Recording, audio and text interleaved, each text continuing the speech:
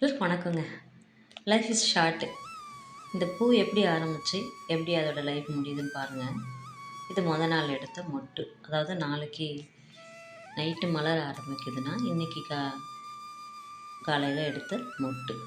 இது வந்துட்டு மறுநாள் ஈவினிங், அதாவது இன்றைக்கி நைட்டு மலர போகுதுன்னு சொன்னால், ஈவினிங் வந்து இப்படி தாங்க இருக்கும்.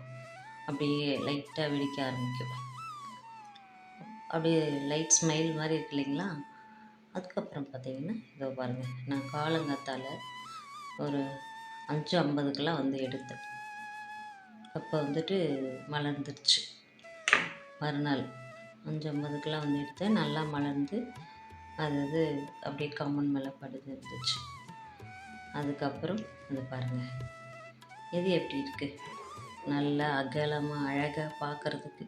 அதில் தேன் எடுக்க வர வண்டு பாருங்கள், தேனி வந்துட்டு தேன் எடுக்கிறதுக்கு அதில் வந்துட்டு ஜாலியாக விளையாண்டுட்ருக்காங்க.